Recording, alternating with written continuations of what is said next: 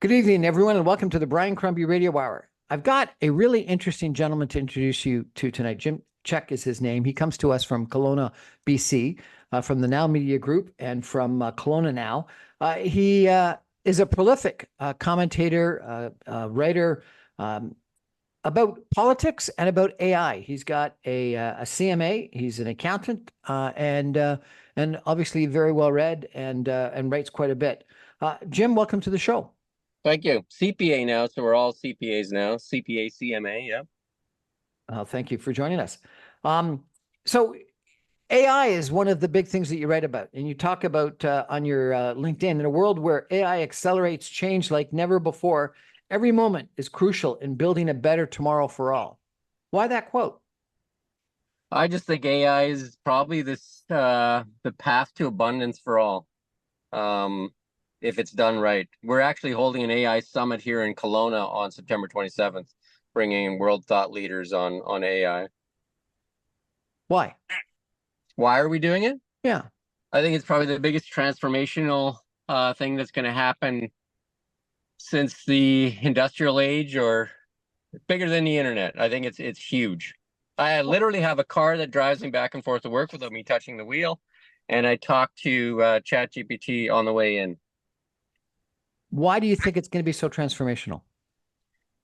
Well, I think that there's so many things we're going to be in a period of deflation because of technology. So a lot of stuff is going to change because a lot of the stuff is a cost of labor. And so a lot of that will go away. Like, for instance, we have a company coming there to speak on robotics, and they're doing mushroom picking. So they've created this robot that can pick mushrooms better than people can. And mushroom picking is a kind of a laborious job that nobody wants to do. So the payback on this mushroom picking robot is 2 years. So a very quick payback period. And why this conference in Kelowna? Oh, well, we live in Kelowna. So we did a Level Up Leadership Conference here in 2019 that featured Jean Chrétien and Stephen Harper, along with 6 other leaders, international leaders. So that conference was on leadership. So we did that in 2019. In the second year, 2020, we were going to do it on marketing, and we had Gary Vaynerchuk coming to headline it. And then obviously COVID ended that conference, and then like for the couple of years after that, and then so we're also like struggling as media because of Bill C-18 and stuff like that. So we really didn't pick anything up until just recently. Like with AI being such a transformational time in history, we thought it was time to do another summit, and AI was the one to do it on. And is this primarily people from Kelowna that come, or from across BC, or what? I think people will come from Alberta, and I mean mostly from the central Okanagan Valley and stuff. That'll be the bulk of it. The venue seats about 1,500 people. So the last time we did have some people that come even from Washington and that, but it'll be mostly probably people from the area. You're welcome to come. Beg pardon? I said you're welcome to come. Oh, I'd love to come. Sounds interesting. You posted a week ago about Elon Musk and Starlink, and you said that Starlink will change the way you can use your cell phone, offering a full Earth coverage. No company on Earth can say that, and will be so important in our fast-changing world, with AI leading the biggest transformation we have ever experienced. Why are you so hot on Elon Musk and Starlink and Tesla? So, well, for a couple of reasons. Elon Musk is probably our Thomas Edison of our time. He has created so many companies that are good for humanity. If you think about it, Starlink is the largest global communications company in the world that will connect the world. Like, you can use Starlink anywhere in the world. Like, they just launched Starlink Mini. And Starlink Mini, that means you can have internet at the North Pole, South Pole, in the desert, wherever you are. So he's brought internet to remote areas in Africa. When they talk about, when they say they're going to give $1 billion to this and that company to get internet to some remote community, even in Canada, it's called Starlink, and it's $150 a month, or the Starlink Mini is $30. Like, why are we spending billions of dollars when Starlink can do it? I've had Starlink on my roof for 2 years. And Starlink, I think, just did a deal with Rogers Communications. So, when you drive, you're probably not in Ontario so much, but when you drive from Kelowna to Vancouver and Kelowna to Calgary, like you barely get cell coverage in those drives. Like you lose it for most of the drive. With Starlink in Rogers Communications, when they enact it, you will have 100% coverage for talk and text. And what about Tesla? Why Tesla? Yeah. Like I said, the car drives me back and forth to work. Tesla is not just a car company, though. Tesla's far more than a car company. Tesla is a robotics company with the Optimus. I don't know how familiar you are with Tesla. So there's a robot that they're building. They're also an energy company with solar and battery megapacks. So there's an AI. They're probably one of the leading AI companies in the world. So I've had a Tesla for a couple of years now. 11 the software 11.5 was a programmed code for driving, self-driving. 12.3 and 12.5 now, which I have, is vision-based learning. So the car drives off of vision. It's not driving off of programming. So it learns from, if you think of Teslas on the road, that they're all robots. They just happen to be on wheels instead of like a biped, what most people think what a robot is. You posted about EV adoption in different countries. And Yeah. I found it really kind of interesting because what you were saying is that Canada is one of the lowest at like 10% EV adoption. And Yeah, some parts of Canada for sure that it's quite low. I mean, British Columbia and Quebec tend to be higher. Um, in China, it's over 50%. I think Denmark just did, or I might get the Norway. I think Norway you is had Norway at 94%. 94% for Norway. Yeah. Of this year's car sales were electronic. Right. Electric. Yeah. Yeah. And it's what's weird is, like, we talk about a little bit of the politics. Like, we have an environment minister said that climate change is an existential threat, and that we have to do everything we can to make sure everybody drives an EV.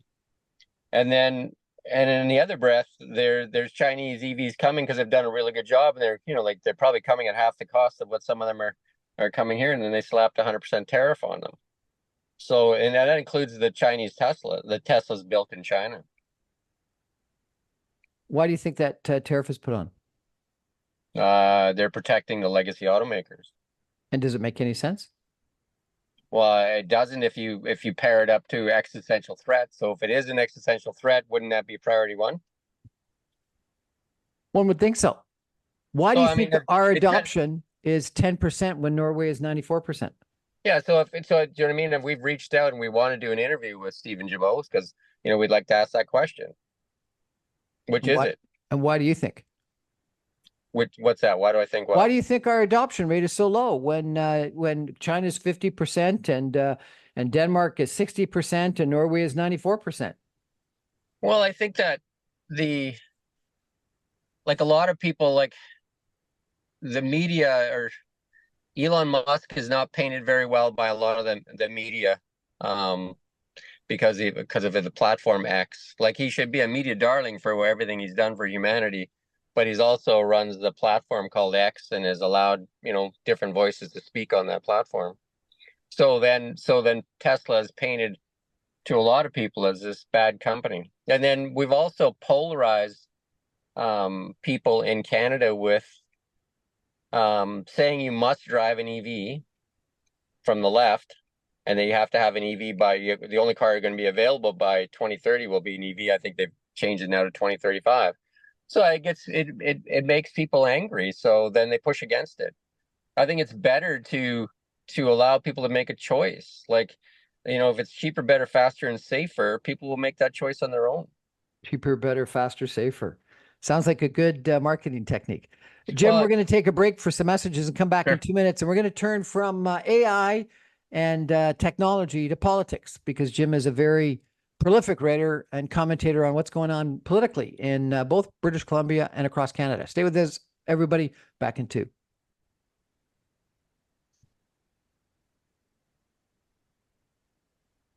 How's the visual? Is it okay? I can't really see, but you're looking great.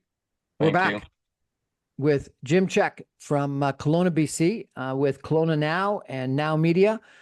Jim, we've just been chatting about technology. You're obviously very positive about Elon Musk and Tesla, SpaceX, etc.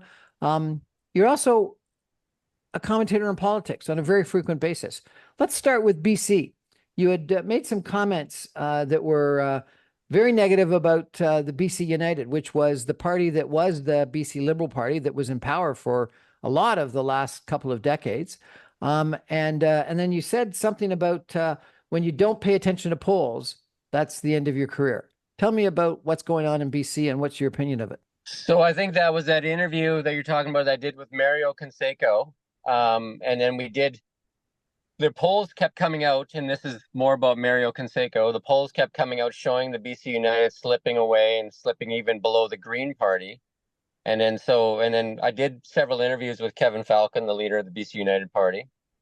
And I asked him about the polls and if they mattered, and he had said to me that the polls don't matter. People don't know who they're voting for right now. It's just, just polls. But obviously the polls did matter, and that's why the party, I think, there was some pressure on him to fold the party because they kept continually polling lower and lower, and the BC Conservatives are polling higher and higher.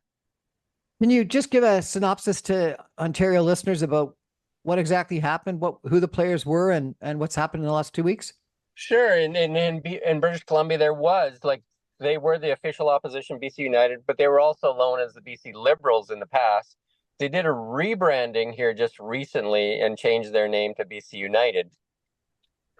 And then there was a falling out with John Rustad, the leader of the BC Conservatives. And so John Rustad left the party and started up the BC Conservatives, which was not a very strong party in BC for quite a while. And so John Rustad started that party.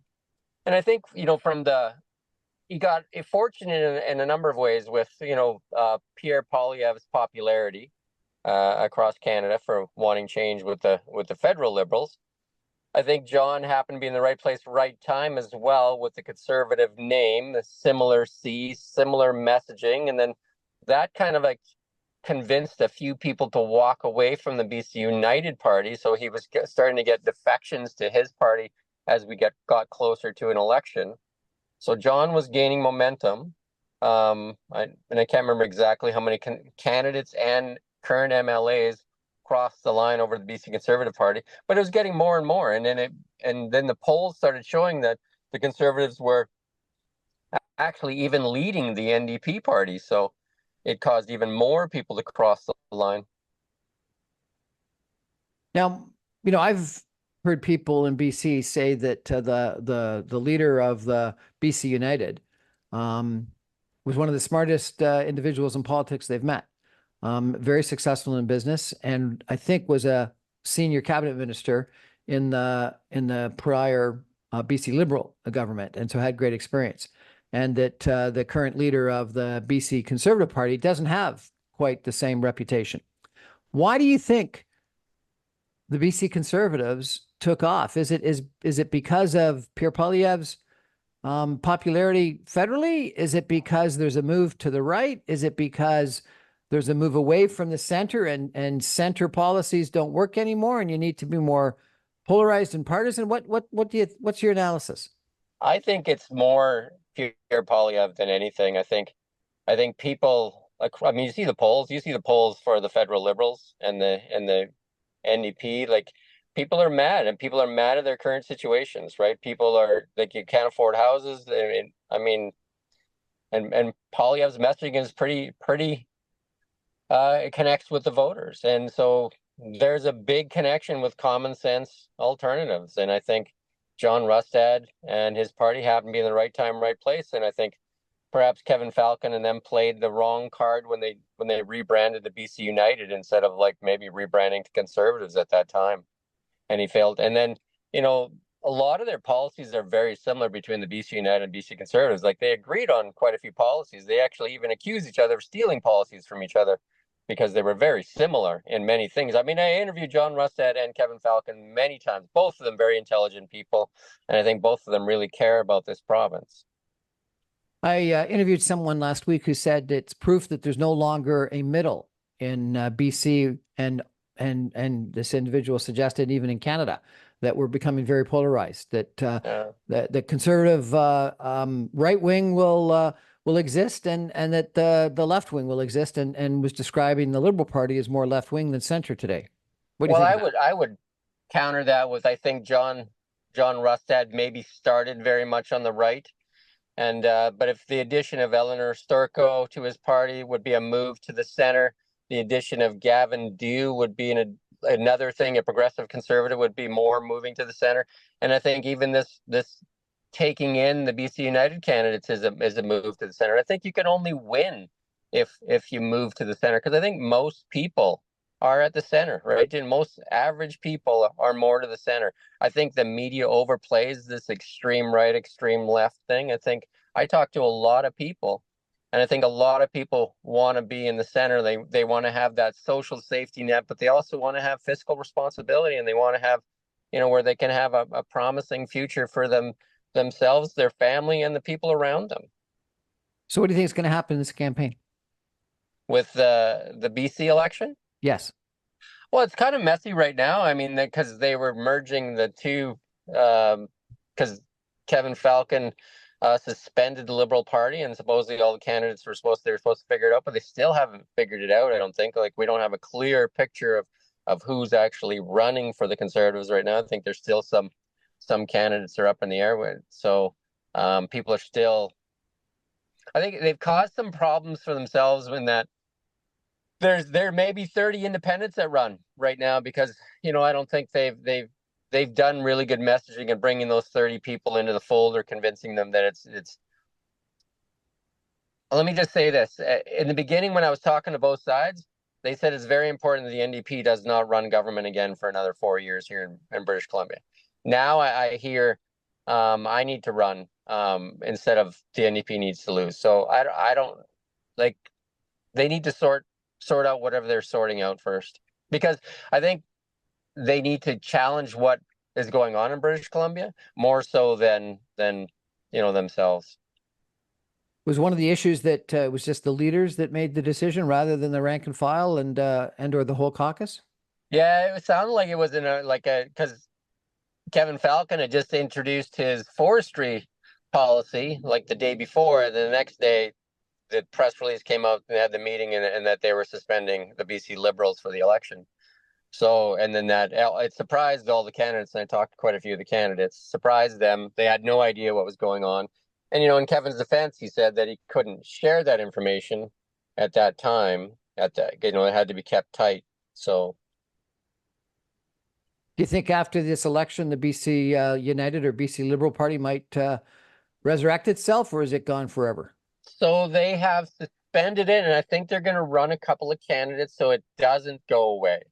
So I do believe that they don't want it to go away at this point. So they've kept it alive by keeping a couple seats that they're going to run. So that's been, like an adjustment to their original plan. So. And your prediction is that the Conservatives will win the election, or I don't think I have a prediction. I don't think I shared a prediction. I mean, to me, it's more about watching what's important to British Columbians. And I think for me, it's just because I interview quite a few of these politicians, is to ask the questions of what's important to British Columbians. Like, and, like a lot of that is family values. And, like a lot of people just want to put food on the table, and they want to be able to, get to work and back and get their kids to hockey practice or soccer practice and all that stuff. Right. It's fascinating when you take a look at, what's happened in France, where the center and the left, they didn't merge, they didn't suspend, so they didn't merge like the Progressive Conservative and the Alliance merged to form the Conservative Party federally. They didn't suspend like what happened in BC with the BC United. What they did is they just strategically decided what candidate, either the left or the center, had the best chance of winning, and one candidate stood down and the other candidate got the support. And it was easier to do that than just based on guesswork or polls, because they actually had a first round ballot that would give the actual voting result. In federal politics, you've got or you had at least the supply and confidence agreement between the NDP and the Liberal Party. They certainly didn't strategically decide who was going to run in specific ridings. So, different parties have had very different strategies. The Progressive Conservative merger with the Canadian Alliance, the suspension in BC, the strategic decisions after a first round in France, the agreement between the NDP and the Liberals federally. When you look at all those, and I guess Stephen Harper thinking there would be a coalition, and it certainly looked for a while that there might have been a coalition in what was it, 2008 or 2009 between the Liberals, the NDP, and the Bloc Québécois. What do you think is the right tactic? I mean, if you're asking me what's optimum for what I think is great for Canadians, I think we should go away from like a party system and go where we have our MPs actually representing the communities they get voted into. I think this party system goes too far where, we in Level Up here in 2019, we had Jean Chrétien here, and when I got to spend some time with him, and he said he used to let his MPs talk, and if they got in trouble, they got in trouble. But we've had since I think he said that Stephen Harper kind of changed that and wanted to have that one voice, and then Justin Trudeau just did that on steroids, right? So like we really don't get answers, and the politicians aren't held accountable, and they speak through one voice instead of representing their area, which is I don't think beneficial to Canadians. So leader-oriented politics, party politics is the mistake. Sounds good. Sounds interesting. We're going to take a break with Jim Czek and come back in 2 minutes, and we're gonna switch. And we're going to talk from technology and AI in our first segments to BC politics in our second segment. We're going to focus now on federal politics, and Jim's come out with some pretty strong views on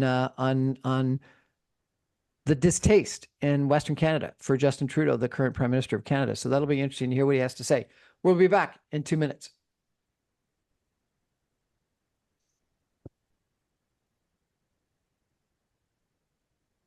Welcome back, everyone, to the Brian Crombie Radio Hour. I'm interviewing tonight Jim Czek. He is a CMA. He's a leader. He is a commentator with Kelowna Now and Now Media in Kelowna, BC. And I've really enjoyed following you on social media, Jim. I really appreciate your commentary. You've made a bunch of comments about how the West feels about Justin Trudeau that I think is really kind of interesting. And, for a lot of us here in the Greater Toronto area, we hear these stories, but we don't get to actually, really talk to someone like yourself to give us a, on the ground view of what's going on. Tell us what the West's view, or BC or the Okanagan's view of our Prime Minister is today. Well, I don't think I speak for like any group of people, but other than, I see it in the polls, and I see it from people that talk to me, is that, people are suffering under this federal government. And I think there's been a lack of accountability. And a lot of that has to do with the way that media is being treated by this government as well. I could probably spend an hour talking about media, but I did a really good interview a couple of days ago with Holly Doan of Blacklocks and her frustrations. If you look at the state of media across Canada, Global Okanagan just pulled their newscast out of here. They still have reporters in here, but they pulled their newscast. If you look at their stock chart, it's not very pretty. You can look at almost any newspaper group, it's not very pretty. And many of these groups are being funded by the Liberals. And I think we even had one of the Liberal MPs yesterday come out and say that, the media should mind its P's and Q's, because they got to remember who's paying their check, that they shouldn't be criticizing the Liberal government. So I find that really surprising that they say that part out loud.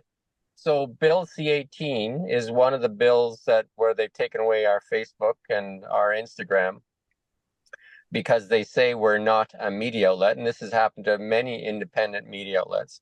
And then at the same time, they've denied us funding that they give to all the other more legacy outfits. And so it's basically literally they're funding our competition while stepping on our throats and trying to silence us. And then Holly Doan has her own battle with them in the password protected area. So it's kind of frustrating that way. So how do you hold government accountable, and especially a government that ran on transparency, that won't take interviews, that won't answer questions? And even if when a reporter does ask a question, you've seen it, and then they just go into, Justin Trudeau goes into his boilerplate thing. We've been there for Canadians with $10 daycare and dental, and won't answer the questions. And how many scandals? Like, I did a post there that I asked ChatGPT AI, where I put it in there and said, list all the scandals that the Liberal Party's been involved in since he's been in power, and it's a long, long list, right? And many of them are unanswered. So based on the polls, what's going to happen in BC to the Liberal Party? BC Liberal Party?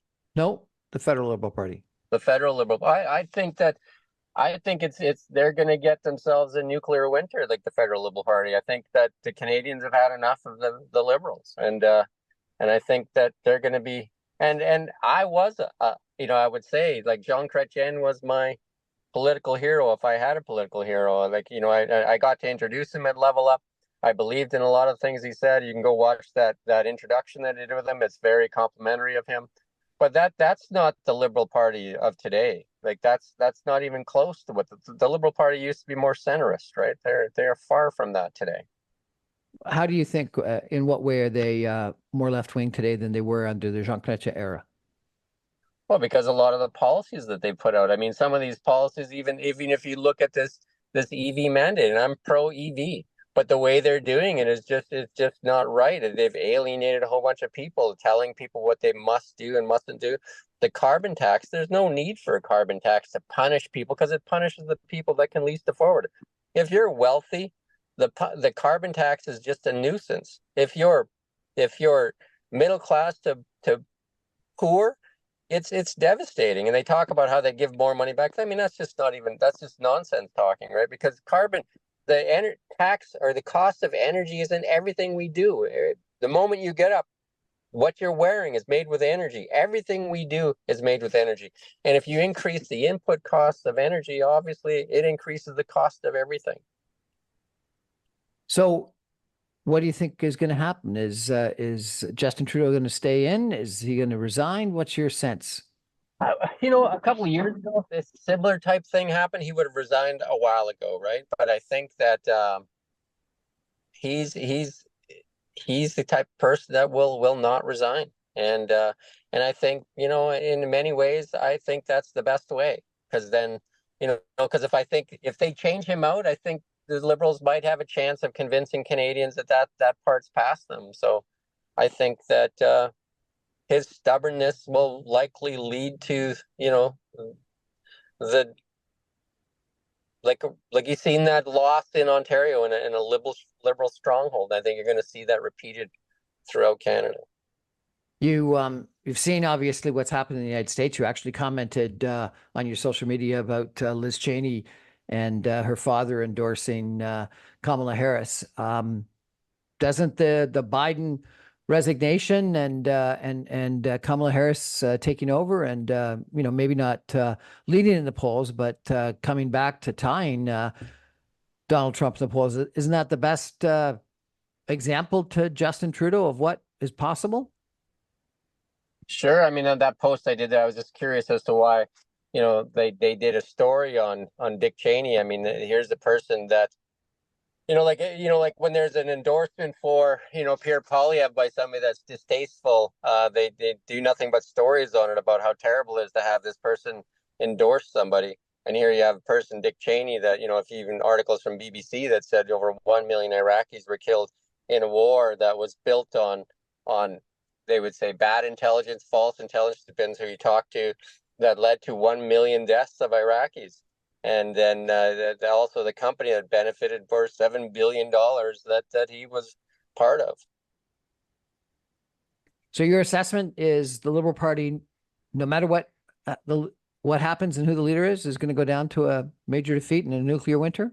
Well, I think that if they change the party out, like there's talk of like Mark Carney or something like that, maybe there's, like they can convince Canadians that there'll be change. But I think people are pretty angry. You can see it in the polls. They're pretty, like, look at what the polls are showing, and it looks like it'll be like a sweep. And I mean, I think even Jagmeet Singh has pulled his support because he saw his own party slipping.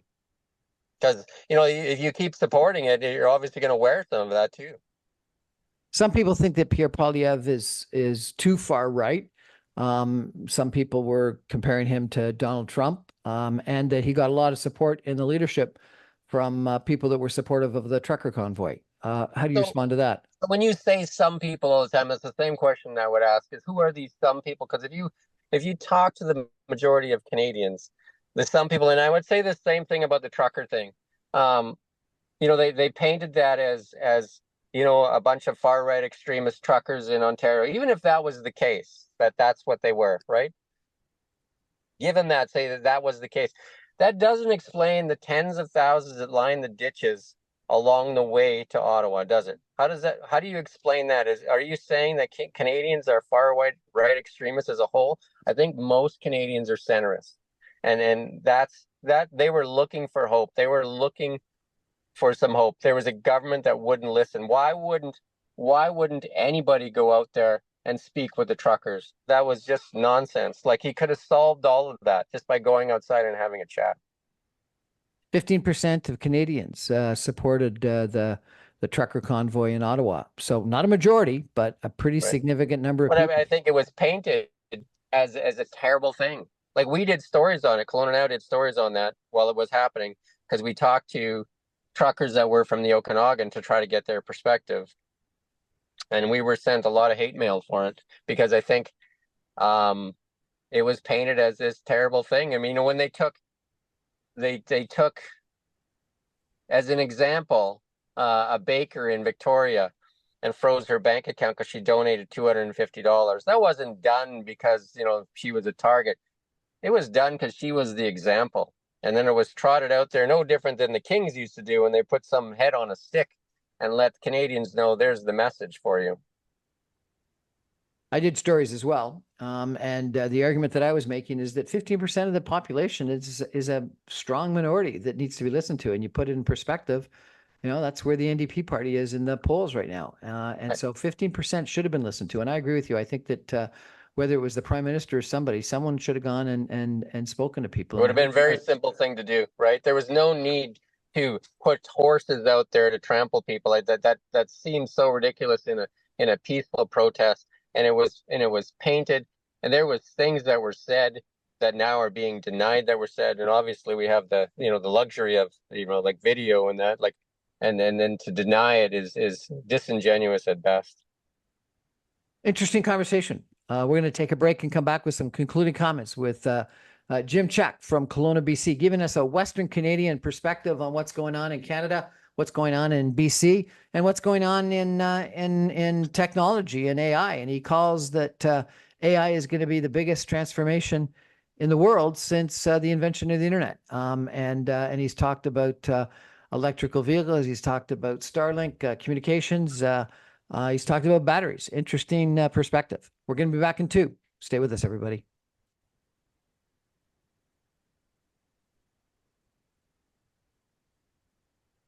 Welcome back, everyone, to the Brian Crombie Radio Hour. We're chatting tonight with Jim Czek. He is a media personality from Kelowna, BC, with Kelowna Now and Now Media. He's a frequent commentator on social media and does a lot of interviews. He's very knowledgeable, well-read, and opinionated, which I kind of enjoy. And we've been trying to get a perspective from him on a couple different topics. We started out talking about technology and about AI, and then we morphed into talking about what's happened with BC United that has given up, and the BC Conservatives look like they're neck and neck with BC NDP, and we'll see what happens in that provincial election. And then we morphed into a conversation about the Liberal Party federally and Justin Trudeau and what people in the West think of Justin Trudeau versus Pierre Poilievre. And it's been interesting. Jim, one topic we haven't talked about that you talk about quite frequently is energy. And, I think that energy in all of Canada is important, but particularly in Western Canada. What do you think about our energy policies right now?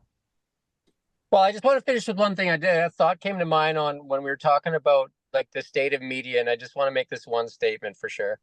I don't think media should be funded by the government because for this simple reason. When we change government, if Poilievre government comes in and says he's not going to fund the media, it's a pretty bad model to have where you're relying on the government to fund you, and if all of a sudden you change government and then all your funding dries up. So That's not sustainable. So media needs to figure out how to survive on its own and without the government putting its foot on its throat with Bill C-18. And then I'll move to energy here. I think like the path forward is definitely in solar and in battery. And I think we should utilize our oil and gas and our LNG and use the profits from that and invest heavily into solar. And that's a mix of some SMRs and stuff like that too in different places. But energy is the key to an abundant future for sure. AI will be a large consumer of energy, and solar is by far the cheapest form of energy and the easiest to deploy. And we have a lot of areas to deploy it. And the difference between like, you'll say places like Alaska, you'll have, like you won't because there's dark a lot of time, but it's about battery then, right? So solar combined with battery, you just need more battery in Alaska than you do in say in Texas. So it's just a U curve on the solar panel. And I have solar on my roof. I've had it for about a year. It's amazing. And it's the only way that an individual can get energy independence. Because you can't put a gas plant in your house. You can't put oil and gas. You can't put a gas pump there. You can't put a nuclear reactor in your home. But you can put solar on your roof and you can put wind on your roof. And that is the only way to energy independence. And then especially with battery backup. There's a test going on right now in Texas where with battery backup, whenever there's like, the power's peaking out and they need more, you get enough brownouts or blackouts, they're going to draw from those homes with battery backup. No different than a helicopter will take water out of a pool when it's fighting fires.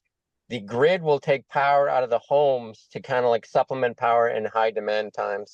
And that's the same thing that can happen with EVs. People talk about EVs being the problem that is going to crash the grid and all that. Actually, EVs can be part of the solution because vehicle to grid vehicles, most EVs will charge at night, and that's when plants are ramping down. So it'll just even out the power delivery. So those EVs will be drawing at low times, and then be plugged in vehicle to grid. They'll be plugged in during the daytime after they've gone to work, and then when power is at high demand, they'll actually be drawing power out of those EV batteries.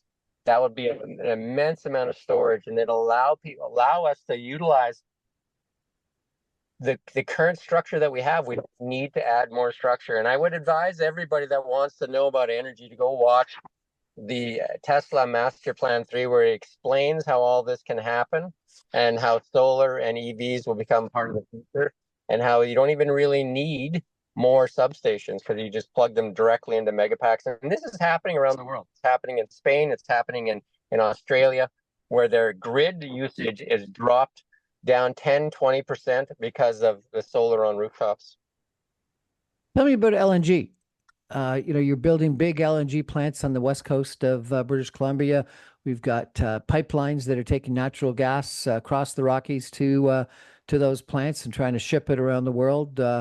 What's your attitude and people in BC's attitude toward LNG? I think we should utilize our resources for the betterment of Canadians, and I think some of those profits should go back into housing and all kinds of things. I don't think that they're going to buy that LNG, and it's a cleaner form of energy. Why wouldn't we utilize that energy for, like people want to buy that energy for us? Why not take those profits and for the betterment of Canadians? You've also commented a fair amount about housing and interest rates and the impact on mortgages. Where do you think housing prices are going?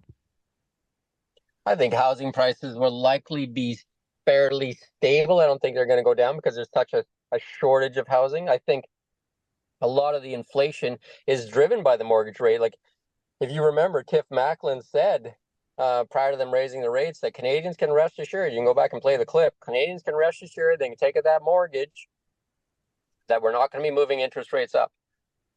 They moved them up 19-fold, right? And so 19-fold to a lot of people is on $1 million mortgage is about $15 per quarter point, $15 per quarter point per 100,000. So if you just do the math on that, 19 times on $1 million mortgage is close to $3,000. You tell me, if somebody has $1 million mortgage, which is not unusual in Canada now, who can afford another $2,800 a month? that adds no value to what you're doing. It's just another $2,800 because the mortgage rate went up that much, that fast. Unprecedented. Jim, it's been a real pleasure chatting with you. Thanks so much. Interesting conversation. I think I'm going to have to go check out a little bit more about Elon Musk and your new communications savior to the world, and the competition to Rogers and Bell and everybody else, and probably get a Tesla, and then also going to be very closely watching what happens with the BC election. Thanks so much. Appreciate it. Thank you. Thank you for your time. That's our show for tonight, everybody. Thank you for joining.